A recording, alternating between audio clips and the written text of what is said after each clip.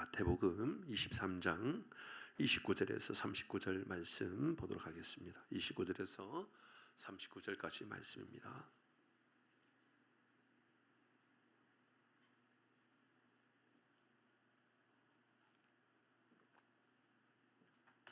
교독에서 읽겠습니다. 제가 29절 읽겠습니다.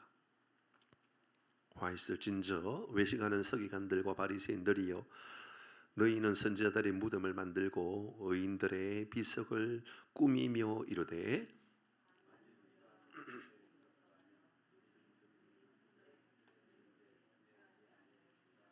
그러면 너희가 선지자를 죽인 자의 자손임을 스스로 증명함이로다. 뱀들아, 독사의 새끼들아, 너희가 어떻게 지옥의 판결을 피하겠느냐?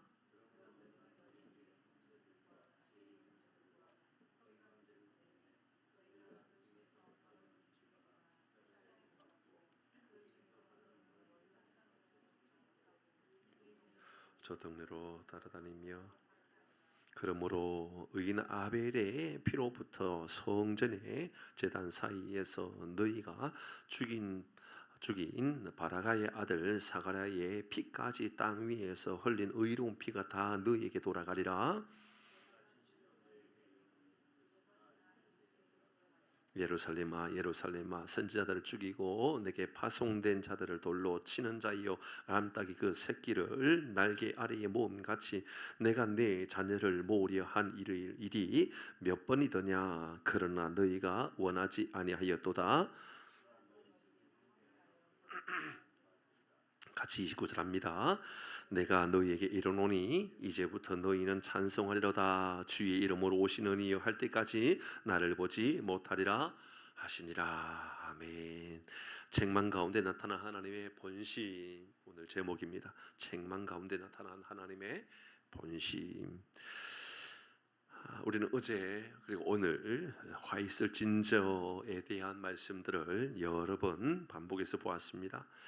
특징들은 화 있을진저라고 하는 그 다음 단어입니다. 외식하는 자들, 겉과 속이 다른 사람들, 서기관과 바리새인들이요 라고 했지만 사실은 이것은 오늘날 이 시대의 믿음의 삶을 살아가는 우리 모두도 세상에서 서기관이요, 세상에서 바리새인이 될 수 있기에 이것이 바로 우리가 될 수 있고 바로 우리가 외식하는 자가 될 수 있다는 것을 잊으면 안 된다 말씀을 어제도 오늘도 우리가 그렇게 나누었습니다. 선지자들을 핍박하고 위협하며 죽였던 그들이 비석을 만들고 꾸몄다. 겉으로는 와 대단하다, 너무너무 대단한 선지자다, 대단한 사람들이다, 그렇게 했으면서 사실은 알고 보면 그들이 위협했고 그들이 죽였고 그들이 고난 가운데 이끌어갔다, 그렇게 이야기하고 있죠. 겉과 속이 계속 다른 그들의 모습입니다. 우리는 세례 요한의 모습도 마찬가지입니다. 세례 요한을 볼 때에 선지자라고 말하면 선지자의 말이었던 예수님을 믿지 않는 것이니까 그들은 또 이 세례 요한을 믿는다고 말할 수 없고, 또 그렇다고 세례 요한을 못 믿겠다고 말하면 세례 요한을 따르던 많은 사람들이 있었기 때문에 그 사람들 앞에 명분이 바로 서지 못하는 거죠. 뭐냐 하면 많은 사람들이 다 선지자라고 인정했는데, 그러니까 다른 사람들에게 인기를 빼앗길 수 있고 다른 사람들이 따르고 있는 것을 나는 따르지 않는다라고 하는 그 문제로 인하여서 이 서기관과 바리새인들은 여전히 여기도 서지 못하고 저기도 서지 못하는, 그래서 어쩌면 세례 요한과 같은 또 선지자들을 이름을 드러내고 대단히 화려한 것처럼 그렇게 말하지만 알고 보면 뒤에서 그들을 조종하고 그들을 죽이려고 했고 그들이 내 인기를, 내 영광을 빼앗아 가는 사람들이 아닌가라고 그렇게 의심하면서 그렇게 생각하고 살아갔던 사람들, 서기관 바리새인입니다. 우리도 그렇습니다. 교회 안에서 누군가 열심을 다하면 열심을 칭찬해주고 싶으면서도 속으로는 저러다가 내 인기를 빼앗아 가는 거 아니야? 아니 저 집사님이 내가 해야 될 수고들을 다 빼앗아 가는 거 아니야? 그러면서 정작 또 나는 열심히 하지 않습니다. 이런 모습들은 우리 가운데도 있을 수 있다라는 이야기합니다. 비석을 만들어 아름답게 꾸며놓고 겉과 속은 다른, 그러나 뒤에서는 그들을 비난하고 욕하고 참 그들은 계속해서 이렇게 외식하는 자다라고 이야기했습니다. 오늘은 그래서 이 외식하는 자들을 향한 이러한 이야기 속에 담겨져 있었던 교훈들을 우리가 생각해 보려고 합니다. 먼저 우리가 생각해야 될 교훈은 핍박이라고 하는 겁니다. 핍박. 무슨 말이냐면 믿음으로 살아가는 많은 사람들이 핍박, 고난 이런 것들이 계속 있었다라는 것이지요. 이 바리새인이나 서기관이나 또 많은 믿음의 삶을 살지 않는 많은 사람들로부터 예수 믿는 사람들, 예수 믿는 것만으로도 이미 많은 고난을 받고 살아가는 이들이 얼마나 많이 있는지 모릅니다. 예수의 이름으로 고난을 당한다 하는 것은 힘들고 어려운 일이지만 여러분 또 다른 측면에서는 바로 성도의 바른 표시일 수도 있는 겁니다. 내가 예수 믿는 사람이구나. 그래서 예수 믿는 사람이기 때문에 고난을 당하는 것은 당연한 일이요, 또 익숙한 일이 될 수 있다는 겁니다. 세상에서 우리가 지나치게 칭찬만 받고 지나치게 참 좋은 이야기들만 듣고 사는 것은 아닐 수 있다라는 생각이 들기도 합니다. 최근에 저는 어떤 정치인에 대한 호감을 가진 한 사람이 있습니다. 여러분에게 제가 말하지 않을 거니까 따로는 묻지 마세요. 그 사람이 여당입니까 야당입니까? 저도 모릅니다. 저 사람이 여당인지 야당인지 뭐 하는 사람인지 알지 못해요. 그런데 그 어떤 한 사람이 정말 제 마음 안에 매력적으로 자꾸 느껴지는 거예요. 너무 매력적인 거예요.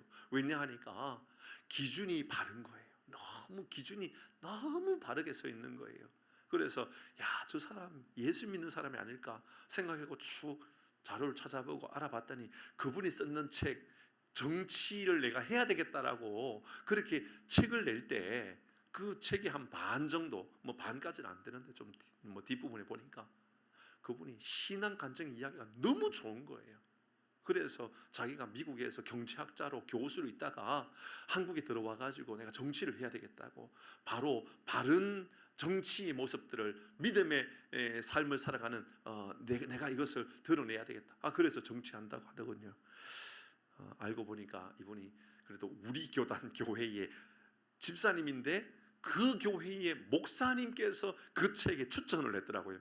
여러분 정치인이 자기 정치하겠다라고 책을 써낼 때에 그 교회 자기 교회 담임 목사님에게 추천서 써달라고 하는 그런 경우를 본 일이 있습니까? 저는 한 번도 본 일이 없는 것 같아요. 하남의 시장이나 국회의원이나 아는 사람 많이 경험했었지만 그 누구도 하남교회 담임 목사님에게 책을 쓰면서 이 추천서 써달라 한 번도 본 일이 없는 것 같아요.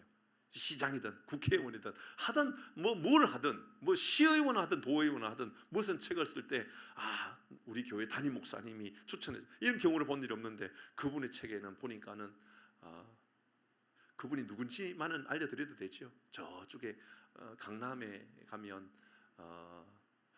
하정부 목사님이라고 있어요. 하정부 목사님 우리 교단 목사님 맞죠, 그죠? 우리 노예였죠. 우리 노예였었습니다. 하정무 목사님 교회를 다니더라고요. 하정무 목사님이 엉뚱한 소리, 정치적인 소리를 하시는 분이 아니잖아요. 그러니까는 정말 믿을 만한 사람이다. 근데요, 그렇게 믿을 만한 사람이 이야기를 하다 보니까는 사람들이 욕을 할까요, 안 할까요?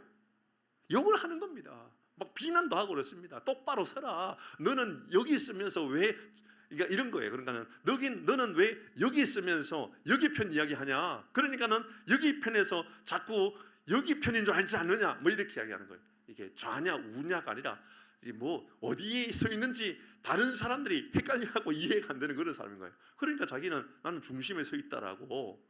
다른 사람이 당신이 변해가지고 그런 거라고 막 이야기하니까는 내가 변한 게 아니라 우리나라의 정치 문화가 바뀌어서 문제가 되어서 이런 거 아니냐고 그렇게 이야기하고 제 마음에 감동이 되더라고요. 그런데요, 많은 사람들이 비난하겠죠, 욕을 하겠죠. 그런데 최근에 보면서 많은 사람들이 비난하고 욕하는 가운데 꽤나 많은 사람들이 칭찬하더라고요. 누구도 함부로 이 사람을 욕할 수 없다는 것을 알고 있다라는 생각이 들더라고요. 더 이상 얘기하면 그 사람이 누굴까 궁금할 거기 때문에 이야기하진 않을 거고요. 여러분 한번 생각해 보십시다. 우리는 세상의 믿음의 삶을 살아가면서 우리의 기준이 바른 믿음의 기준을 가지고 살아가기 때문에, 말씀의 기준을 가지고 살아가기 때문에, 은혜의 기준을 가지고 살아가기 때문에 내 삶에 고난을 받는 거, 핍박을 받는 거, 이거 인정하고 받아들이고 살아갑니까? 아니면 견딜 수 없다라고, 내가 왜 그렇게 살아가야 하느냐고 이야기하고 살아가지는 않습니까? 주님을 위하여 고난을 받는 것, 우리 주님이 우리 다 알고 계시지 않을까요? 우리의 믿음의 삶을 살아가는 것, 그 고난이 있다라고 예수님께서 얼마나 많이 말씀하셨고, 또 바울도 이야기하고, 또 신구약 성경에 보면 믿음의 삶을 살아가는 이들이 받는 고난에 대한 이야기들이 얼마나 많이 나오는지 모른다라는 겁니다. 로마서 8장 17절의 말씀에 보면 같이 읽어봅니다. 시작. 자녀이면 또한 상속자 곧 하나님의 상속자요 그리스도와 함께한 상속자니 우리가 그와 함께 영광을 받기 위하여 고난도 함께 받아야 할 것이니라. 아멘. 여러분, 우리에게 영광만 있는 것이 아니에요. 고난도 함께 있는 거예요. 그래서 우리가 이 땅에서 삶을 살아가면서 주님의 이름을 찬양하고 주님 앞에 기도하고 살아갈 때, 하나님 그래서 우리 인생은 이제 다 해결되었고 우리의 고난은 없지요가 아니라, 그러니까 고난이 있다. 성경은 우리에게 영광을 위하여 고난이 있다. 고난이 있어야 영광이 있다. 우리 얼마나 많이 듣습니까? No cross, no crown이라는 말 듣잖아요, 그렇죠? 십자가가 있어야, 십자가가 없으면 우리에게 면류관도, 영광의 면류관도 없다, 왕관도 없다, 그 말 아닙니까? 우리의 인생이 그런 거예요. 여러분, 영광스러운 은혜를 경험하고 영광스러운 하나님의 삶을 살아가는 사람들은 고난이 내게 있겠구나, 그런 마음을 가져야 하는 겁니다. 데살로니가 후서 1장 5절 같이 읽어봅니다. 시작. 이는 하나님의 공의로운 심판의 표요 너희로 하여금 하나님의 나라에 합당한 자로 여김을 받게 하려 함이니 그 나라를 위하여 너희가 또한 고난을 받느니라. 그 나라를 위하여 무엇을 받는다고요? 고난을 받는다고요. 예수 잘 믿는 사람들을 보면요, 사회에서요 고난을 받아요.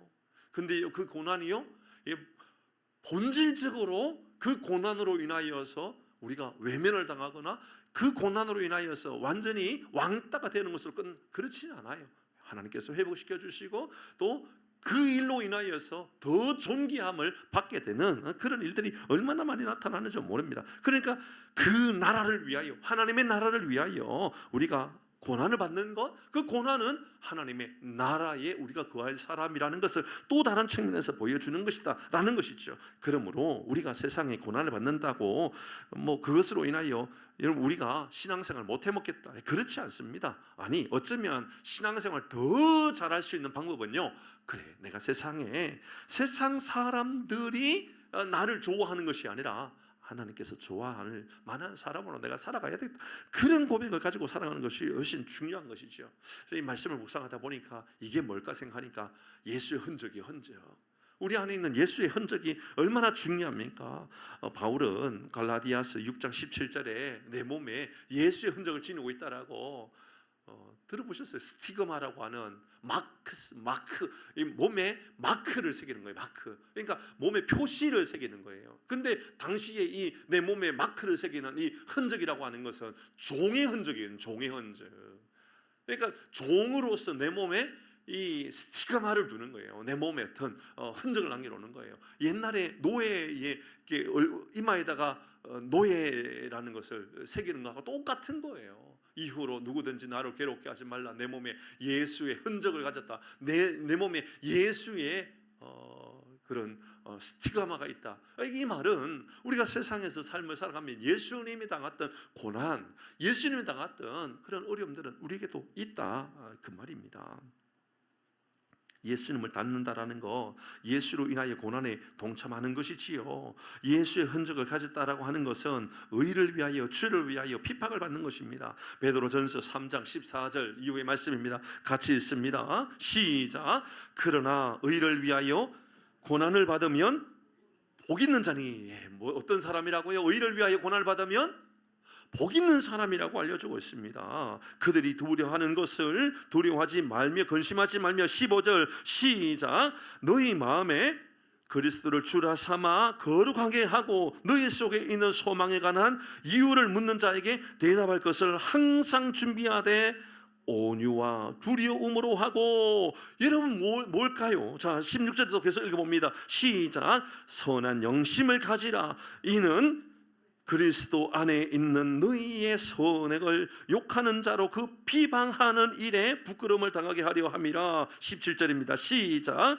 선을 행함으로 고난을 받는 것이 하나님의 뜻일진데 악을 행함으로 고난 받는 것보다 나으니라. 악한 일들로 인하여 고난 받는 것이 아니고요, 내가 잘못해가지고 내가 실수해서 고난을 받는 것이 아니고요, 선한 일을 했는데도 불구하고 지까짓 게 뭔데 말이야. 선한 일, 좋은 일을 하면서 잘난 척하고 있어. 이런 그런 말 들이 우리에게도 들려질 수 있는 거죠. 내가 예수 이름을 닮아서 예수로 인하여서 선한 양심을 가지고 선한 일들을 행하려고 애를 쓰고 그렇게 살아가는 그 삶에 대하여 말입니다. 여러분, 이런 삶을 살아가는 이유가 어디 있다고요? 앞에 15절의 말씀을 보니까 너희 마음에 그리스도를 주로 삼아 그리스도를 내 마음 안에 모셔드렸단 말입니다. 그리고 나서 이제 고난이 우리의 삶에 있는데 많은 사람들이 이렇게 물을까 말입니다. 너 왜 그렇게 사냐고. 꼭 네가 그렇게 살아가야 될 이유가 있느냐라고. 다른 사람들 다 그렇지 않아. 너만 그렇게 사는 거야. 너 왜 그렇게 살아? 라고 말할 때에 그렇게 살아가는 이유에 대하여 대답할 준비하라 그 말입니다. 대답할 이유가 뭡니까? 선한 일들을 그렇게도 하고 있는 이유가 뭡니까? 예수님을 닮았기 때문에, 예수님의 흔적이 내 안에 있기 때문에 내가 이런 고난에 동참하는 것이다라고 그 말을 준비하고 있으라 그 말입니다. 그런데 준비하지 못하고 있다고 생각해 볼까요? 선행이 없어요. 세상 사람하고 똑같은 거예요. 아무런 우리 안에 예수의 흔적이 아무것도 없는 거예요. 그런데 누군가가 고난을 줘요. 너 왜 그렇게 사냐? 대답할 게 없는 그런 인생이 되면 안 된다라고 우리에게 분명하게 알려주고 있는 그 말씀입니다. 사랑하는 성도 여러분, 이 땅에 고난을 당하고 핍박을 당하고 살아가는 것은요, 우리의 악한 행동으로 인한 것이 아니고요, 믿음의 삶을 살아가면서 주님으로 인하여서 이런 일들이 내게 충분히 있을 수 있겠구나, 이런 일들은 수없이 많이 내 삶에 나타날 수 있겠구나. 그런데 이것이 여러분 우리에게 얼마나 귀하고 아름다운 일인지 모른다. 이것이 하나님의 뜻이다. 이것이 하나님께서 우리에게 복을 주시는 길이다 라고 알려주고 있다는 겁니다. 사랑하는 성도 여러분, 여러분 믿음으로 구원을 받지만, 믿음으로 구원에 이르게 되지만 복을 받는 것은요, 우리의 선한 행위로 말미암아 복을 받는 겁니다. 잘 돌아보면요, 우리가 이 땅의 삶을 살아가면서 고난을 당하기도 하고요, 선을 위하여 열심히 행하기도 하고요, 좋은 일들을 행하고 살아갑니다. 그러면요, 하나님 복을 주셔요. 저는 우리 모든 교우 여러분들에게 하나님께서 주시는 복으로 말미암아 하나님께서 우리의 삶에 부유함이 임하게 되는 은혜가 있기를 바랍니다. 부유하도록 하나님께서 복을 주셨으면 좋겠어요.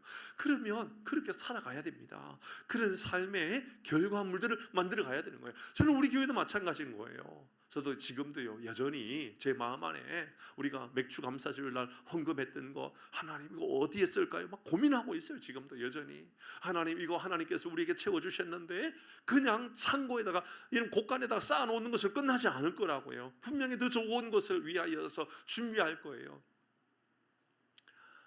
누군가에게 드러내기 위함이 아니고 더 좋은 일을 위하여. 오늘도요, 제가 우리 동기들에게 물어봤어요. 동기분들에게 뭐 속사정을 묻지 않고 아무것도 이야기하지 않고요, 뭘 이야기했느냐면, 혹시 이번 장마 홍수로 인하여서 피해 본 지역이 없느냐라고 물어본 거예요. 혹시나 저 충청도 지역이나 저 호남 지역이나 저 영남 지역, 예천 지역이나 이제 이 아주 친하게 지내는 어느 목사님 중에 저 예천 분이 있거든요. 그 예천에 어머님이 계시지 않겠나 싶어가지고 그 목사님께 문자를 드린 거예요. 목사님, 어머님이 시골에서 교회를 열심히 다니고 있는데 그 지역에는 이번에 홍수로 인해서 예천에 막 산사태가 나고 막 마을이 완전히 황폐화되고 뭐 몇만 평의 과수원이 완전히 막 다 쓰러진 막 그런 지역이 있었잖아요. 그래서 제 마음 안에 그 지역의 교회에 우리가 좀 도울 길이 없을까 해가지고 혹시 목사님 어머님 어려움 당하지 않았냐고 물어봤더니 세상에 여기 지금 남양주에 와 있다 그러네요. 그래서 참 못 찾아냈어요. 그래서 제 마음 안에는요, 반드시 진짜 중요한 곳, 우리하고 아무런 상관없어도 돼요. 그러나 꼭 필요한 곳에 우리가 어떻게 도와줄 수 있을까 좀 생각해보고 있는 중입니다. 고민할 겁니다. 그래서 할 수만 있다면 우리 장로님 같이 가가지고 위로하고 격려하고 오면 얼마나 좋을까, 그런 생각이 들더라고요. 사랑하는 성도 여러분, 그렇게 하면요 오늘 성경의 말씀처럼 선한 행위로 말미암아 하나님 우리에게 복을 주시는 분이십니다. 복을 주시는 분이에요. 사랑하는 교회 여러분, 하나님께서 우리의 삶에 복을 주실 만한 삶의 행위가 있는 은혜가 우리 가운데 있기를 바랍니다. 고난을 받는 것도요, 복을 받는 길이에요. 세상에 선한 일들로 인하여 고난을 받는 거 괜찮아요. 아름다운 일입니다. 하나님께서 이 일로 인하여서 우리에게 고난으로 인하여 비박으로 인하여 어려움에 당하는 것이 아니라 도리어 더 좋은 믿음의 길을 걷게 하실 수 있다라고 하는 생각을 우리는 잊으면 안 된다라는 겁니다. 마태복음 5장 10절 말씀 같이 한번 읽어봅니다. 시작. 의를 위하여 박해를 받는 자는 복이 있나니 천국이 그들의 것이며. 여러분의 마음에, 우리 마음 안에 천국이 임하기를 주의 이름으로 축복합니다. 우리 모든 교우들의 마음 안에 천국이 임하였으면 좋겠고요, 우리 자녀들의 마음 안에, 손주들의 마음 안에도 천국이 임하였으면 좋겠습니다. 그런데 알잖아요, 의를 위하여 박해를 받는 것 좋아합니까? 싫어합니까? 싫어하잖아요. 이게 문제인 거예요. 여러분, 이것을 너무 여러분 힘들게 생각할 필요 없어요. 이 박해는요, 이 고난은요, 우리가 견딜 만한 것들이에요. 우리의 악한 일들로 인한 고난이 아니거든요. 주를 위한, 의를 위한 것이기에 하나님께서 우리에게 복을 주시겠다. 살아가는 성도 여러분, 믿음의 삶을 살아가다 보면 이런 선지자들이 받았던 고난, 믿음의 선배들이 받았던 고난은 우리에게도 있다라는 것을 우리에게 알려주고 있죠. 두 번째는요, 하나님의 본심이 뭘까입니다.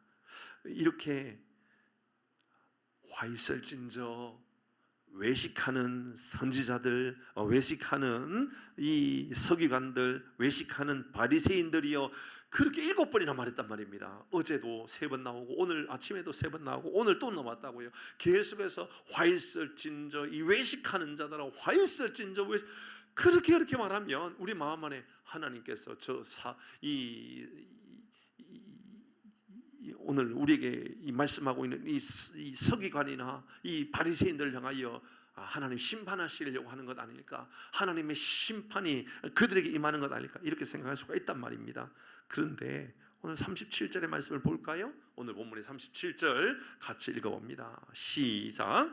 예루살렘아 예루살렘아 선지자들을 죽이고 내게 파송전자들을 돌로 치는 자여, 암탉이 그 새끼를 날개 아래에 모음같이 내가 내 자녀를 모으려 한 일이 몇 번이더냐. 그러나 너희가 원하지 아니하였도다. 자, 뒷부분에 보니까 이 서기관이나 바리새인들이 믿음의 사람들에게 고난을 주고 선지자들을 죽이고 선지자들에게 악한 일을 했잖아요. 그런데 예수님은 그들을 향하여 예루살렘아 예루살렘아 이렇게 불러주고 있어요. 이렇게 부르고 있는 것은 여러분 책망 자체가 목적이 아니라는 것을 우리에게 보여주는 겁니다. 여러분, 심판 자체가 하나님의 목적이 아니에요. 지옥은 우리의 인생의 목적이 아니에요. 하나님의 목적이 아니에요. 여러분, 우리에게 인생에 여러분 세상 법정이요, 세상의 법정이, 세상은 옳고 그름을 정확하게 이렇게 갈려놓기 위해서 존재하는 것 아닙니까? 그런데요, 오늘날도 마찬가지인 거예요. 법원에서 어떤 판결을 내릴 때에 목적 자체가 사람을 죽이고자 하는 목적이 되어야 될까요? 사람을 살리고자 하는 목적이 되어야 될까요? 당연히 살리고자 하는 목적이 되어야 되는 겁니다. 여러분, 학교에서 시험을 칠 때 그 시험이 사람들 낙심해가지고 좌절해서 아무것도 못하는 인간으로 만들어버려서 낙인시키기 위하여 시험을 치는 걸까요? 아니면 공부 좀 해가지고 성적 좀 올려보라고 시험을 치는 걸까요? 성적 좀 올려보라고 그렇게 시험을 치는 겁니다. 마찬가지인 거예요. 하나님께서 예루살렘아 예루살렘아 이렇게 부르고 계시지요. 예수님께서 화했을진저 이 외식하는 자들아 7번이나 이야기했습니다. 완전수 이런 이야기를, 완전수, 예, 그럴 수 있죠. 완전하게, 그러니까 화했을진저 이 외식하는 자들아, 완벽하게 저들은 멸망할 사람들이라고, 책망받아 마땅한 사람, 예, 그럴 수 있죠. 근데요, 그거 자체가 예수님께서 그들 앞에 서 있는 목적이 될 수 있습니까? 책망이 예수님의 목적입니까? 여러분, 하나님께서 이 땅에 전쟁을 두시기도 하고 태풍을 두시기도 하고 하나님께서 홍수를 두시기도 하고 가뭄을 두시기도 합니다. 그 자체가 목적일까요? 하나님께서 전쟁 자체를 목적에 두시고 있는 걸까요? 그럴 수가 없습니다. 하나님의 목적은요, 요한복음 12장 47절에 이렇게 우리에게 알려줍니다. 같이 읽습니다. 시작. 사람이 내 말을 듣고 지키지 아니할지라도 내가 그를 심판하지 아니하노라. 내가 온 것은 세상을 심판하려 함이 아니요 세상을 구원하려 함이로다. 굉장히 참 신비롭고 놀라운 말씀하십니다. 사람이 내 말을 듣고 지키지 아니할지라도 내가 그를 심판하지 아니하노라. 이러면 심판해야지요. 근데 하나님의 목적은요, 심판의 목적이기 때문에 있는 것이 아니기 때문에, 여러분, 우리 주님은 심판하기 위하여 오신 것이 아니라 우리 주님은 세상을 구원하기 위하여 오셨다라고 말씀하고 있습니다. 예레미야 3장 33절 시작. 주께서 인생으로 고생하게 하시며 근심하게 하심이 본심이 아니로다. 본심이 아니라고 이야기하고 있어요. 그러면서 40절 말씀에 보면 우리가 스스로 우리의 행위들로 조사하고 우리의 행위를 살펴보고, 그 말입니다.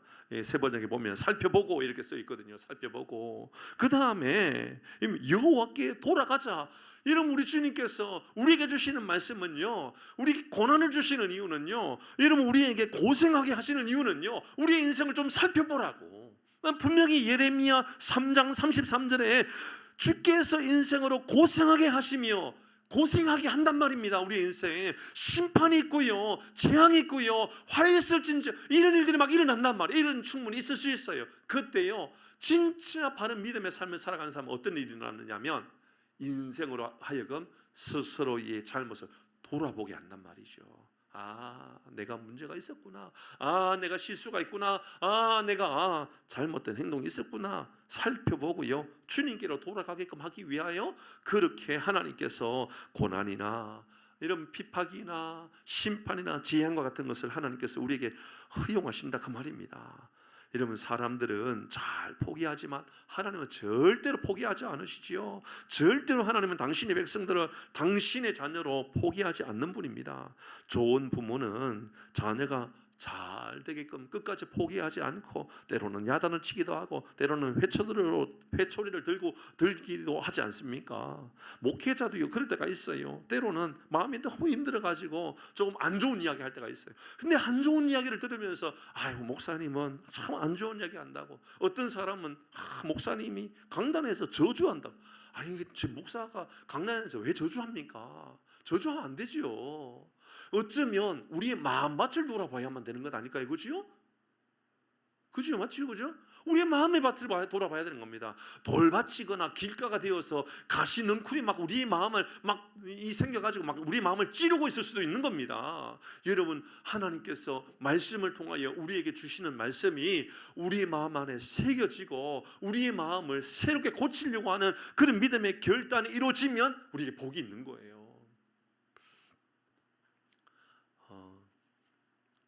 저는 제가 개인적으로 생각해 보면 제가 고등학교를 졸업하고 처음에 신학을 할 때였었습니다. 아주 나이가 어릴 때였었어요. 21살, 20살, 21살 때였었는데 어느 날 아침에 교회에 아침에 9시인가 10시인가 이렇게 갔겠죠. 교회에 갔는데 그때 성가대였던 것 같아요. 성가대에 서 있는데 갑자기 담임 목사님 들어오시더니 김 선생 일어나봐 그러더라고요. 당시 제가 김전도사가 아니고 김 선생이었었어요. 그냥 당연하죠. 이제 막 고등학교 졸업한, 이제 막 신학을 시작한, 일어나봐 그러더니 막 화를 내는데 새벽기도 안 나왔다고. 제가 일주일 동안 새벽기도 잘 다니고 그랬거든요. 근데 내가 주일날 새벽기도 안 갔는데 얼마나 혼을 내든지. 죄송하지만 제가 그 교회 다니기가 싫더라고요. 왜냐하면 혼내려면 저를 따로 불러가지고 혼을 내든지 다 있는 자리에서. 그러면 전도사님 기분 좋겠어요, 그죠? 만약에 여러분 성도들이 한 100명 이렇게 딱 어렸을 때 생각하면 한 100명 정도 된 것 같아요. 100명 정도 모이는 자리에서 저를 이렇게 세워가지고 막 그렇게 야단치면 다른 사람들이 왜 꼭 다른 사람들이 있는 자리에서 그렇게 하냔 말이죠. 그러니까 제가 막 짜증이 나가지고 도망을 가고 싶을 만큼 얼마나 화가 났겠어요, 그죠? 근데 제가 화가 안 났어요. 다른 제 생각에 그런 생각이 들었어요.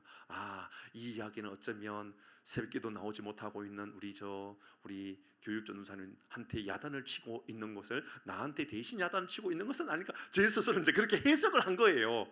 그 말은 정답이거든요, 사실은. 뭐 그런 상황이 있었던 거예요. 제가 끝나고 나서요, 우리 교회의 집사님이나 저 선배들이 저한테 막 이야기를 해요. 야, 힘내라. 다 목사님이 그럴 수도 있지. 그런데 강단에서 그렇게 하는 것은 정말 참 하면 안 될 텐데, 너 너무 낙심하거나 시험 들면 안 돼. 이런 얘기 하더라고요. 근데 저는 전혀 그렇지 않은 거예요. 왜냐하면 그런 마음이 제 마음 안에요. 큰 동기부여가 돼요. 그래서 그래, 내가 영적으로 깨어있기 위해서 바른 믿음의 삶을 살기 위해서 더 노력해야지. 이런 믿음의 결단을 가지게 되더라고요. 사랑하는 성도 여러분, 예수 하나님께서 우리에게 어떤 분인가를 돌아보시기를 바랍니다. 예수님께서 여러분 성전 정화 사건을 위하여 막 뒤집어 엎어버리고 화를 내고 채찍질하고 막 그랬었습니다. 맞죠, 그죠? 그럼 그거 자체가 목적입니까? 예수님께서 뒤집어 엎는 게 목적입니까? 채찍질하는 게 목적입니까? 그곳에 있는 상을 뒤집어 엎어버리는 것, 돈통을 막 뒤집어 엎는 것, 그 자체가 목적입니까? 아니지요. 그곳이 예배자의 자리가 되어야 된다는 것을 야단치고 있는 것 아닙니까? 너희들 회개하고 돌아서야 한다는 것을 알려주고 있는 것 아닙니까?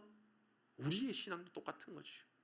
사랑하는 성도 여러분, 우리 주님께서 우리에게 회초리를 들거나 채찍을 드는 말씀이 우리에게 임하였을 때 다른 사람에게 적용하지 마시고 여러분의 말씀으로 적용하면 복이 되는 줄 믿으시길 바랍니다. 아멘이요.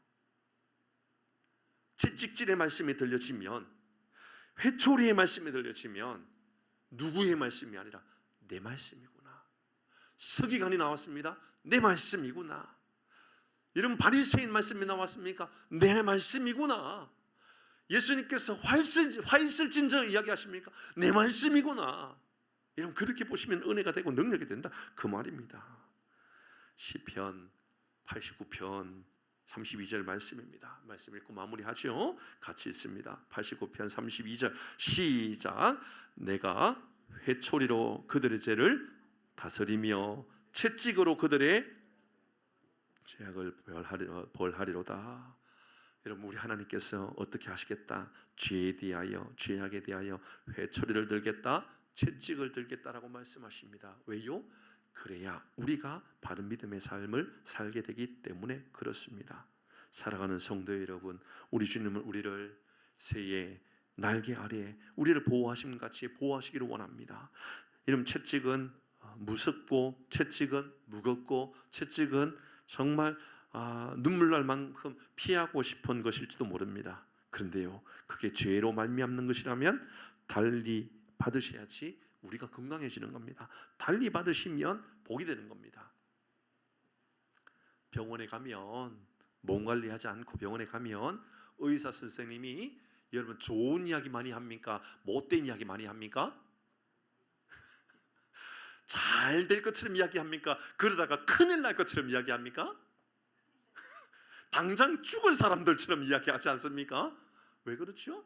채찍질하기 때문에. 그래야 정신 차리기 때문에 그렇습니다. 제가 지난 한 달 동안 먹는 것도 조절하고 웬만한 것들도 제가 안 먹으려고 애를 썼고 관리하려고 너무너무 애를 썼습니다. 왜냐하면 한 달 전에 제가 몸을 체크했는데 너무 안 좋은 거예요. 다 안 좋은 거예요. 간도 안 좋은 것처럼 보여지고, 콜레스테롤도 안 좋은 것처럼 보여지고, 당도 안 좋고, 혈압도 하나 좋은 게 없는 것처럼 한 달 전에 뭐야, 내 삶이 왜 이렇게 아프지? 그러니까 의사 선생님이요, 좋은 이야기 할까요? 나쁜 이야기 할까요? 당장 죽을 사람 것처럼 이야기하더라고요. 그래서 제 몸에다가 어떤 센스기를 하나 붙여놓고 한 달 동안 추적을 한 거예요. 제 몸에 한 달 동안. 그러면서 이제 의사가 그때 열어서 봤대요. 볼 수 있는가 봐요. 이렇게 체크하는 게 확인이 되는가 봐요. 그래서 한 달 지나고 이제 이틀 전이죠. 월요일이니까. 이제 월요일 날인가 화요일 날 제가 병원에 갔었어요. 갔더니 세상에 모든 게 다 정상이 되었더라고. 진짜예요. 모든 게 다. 그러니까 의사가 다른 의사를 부르더라고요. 이제 제가 목사인 거 알거든요. 성우인 권사님 그 병원 말입니다. 그 의사 선생님, 믿음 좋은 선생님 있잖아요. 왜? 근데 옆에 있는 다른 의사 선생님을 부르더니 같이 이 성적표를 펴놓고 이제 막 연구하듯이 이야기하는 거예요. 목사님 성적표인데 한번 보라고. 너무 점수가 잘 나왔다고. 간도 정상이요. 제가 혹시나 간이 안 좋아가지고 간약까지 먹었었거든요. 근데 약을 안 먹은 지 한 달 동안 간약을 안 먹었단 말이에요. 간장제를. 근데 간도 정상이요, 콜레스테롤도 정상이요, 신장도 정상이요, 당뇨도 정상, 다 정상으로 보인 거예요. 그러니까는 두 의사 선생님이 막 옆에서 할렐루야 아멘 막 그러고 있더라고요. 한 달 전에는 꼭 제가 조만간 죽을 사람인 것처럼 이야기하더니 말이죠. 여러분, 당장 채찍 맞는 것 괜찮은 거죠. 그게 도리 우리를 살리게 한다 그 말입니다. 화 있을진저 그게 여러분에게 고난으로 들려집니까? 아니면 은혜로 들려지고 복으로 들려집니까? 사랑하는 성도 여러분, 우리 주님께서 날마다 우리에게 큰 은혜와 복을 허락해 주심으로 우리가 믿음으로 살아나는 놀라운 역사가 우리의 삶에 나타나기를 주의 이름으로 축복합니다. 우리 같이 찬